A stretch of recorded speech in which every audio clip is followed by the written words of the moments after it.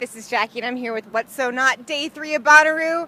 You are looking colorful as the rainbow, just ready for Bonnaroo. Have you caught any good sets yet? Yeah, we actually got to just wander around all night last night and see a bunch of things. Saw Rufus Du Sol, Muse, Virtual Self. What else? I'm sure there's a bunch more as well. How long are you in town for the whole weekend? Pretty much we came in yesterday. We were here last night, tonight, and doing a secret after party after the set. And then we're going to go straight to the airport because we're going to play in Palm Springs tomorrow. Real tough life. Kind of here for the whole weekend. I'm here until Sunday, but... Now, if you thought this is hot, Palm Springs, I hate to tell you, it's going to be a little bit warmer. I don't know. I think I was just in LA and it was not too bad the last few days. But you might know better than me. It is the desert. It is. It's all the desert. All right, fair enough. It's either snowing or you're in a desert in America. Or sometimes it's snowing in the desert. There is no real in between, you're right. You recently released your debut album, Not All the Beautiful. What role did collaboration have in the making of that album? That one it was so much fun doing that record and like how it all came about. I sort of went around the world touring, writing for a very long time. Took my first bit of time off in 6 years, and then I sort of just like collected all my thoughts, all my ideas and demos and sketch pieces and things. Just brought it all together. Saw that this album was sort of developing itself just by doing that, and then went about selecting really interesting people that I like and some close friends of mine to sort of bring in, and I'd share like a narrative with them, and then we'd go about writing lyrics, and I'd have like a sketch top line that I'd written, and then have them sort of finesse that with their expertise. People like Daniel Johns and Steve Lukather from Toto, and many other people, Winona Oak. It was a really amazing process working on that album. What is one song that new listeners should listen to get an overall vibe of your sound?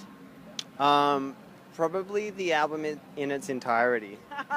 Nice, I like that. Just do a little front to back, like find a car ride you're going on, settle down after work and just take a seat, you know, put some headphones on, maybe while you're doing some emails or something. You know, we've got to make more time in our lives for just sitting there for a little block of time. It's only 30-40 minutes. I dig that. Yeah. But if you can't do that, what role do you see Spotify having with a new music out?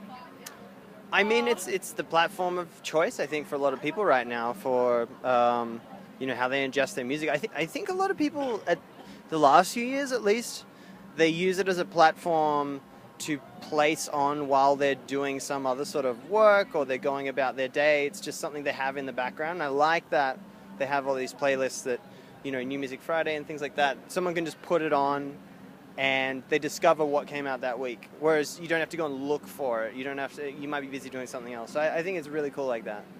How do you translate the recorded music to your live set? Do you change it up? How different is it? Yeah, very much. We do like a live show. I have a guitarist and I'm playing electric drums over the top of a backing track. So first of all, to fit every song in the set, you have to like really condense it, and you have to like change different chord progressions and riffs and things so that you can get from one key to the other key that the song's in. And it's quite fun and exciting, especially building the different tones and textures for the drum racks to really be an exciter for the live composition of everything. So yeah, there's many elements. There's, of course, usually we have this crazy stage design. We don't have it here at Bonnaroo today, but you can look up photos and videos of it. But we do have these really incredible visuals I've been working on for years with this company in Australia called Babacool. So it's very bright, colorful, kind of like this. I was going to say, really? Yeah, I mean, I'm trying to be a reflection of the show at all times. So do you prefer the outdoor festivals like this or a more intimate club gig? Oh, I like them all. It's especially like, I'd love to go and do something like this. If we have, you know, right now I have a record that I just put out, so I'm really going and like, hey, I worked on this for so many years in a dark room by myself, and I'm loving like putting it together in an interesting way with Trev, who's playing guitar, and sort of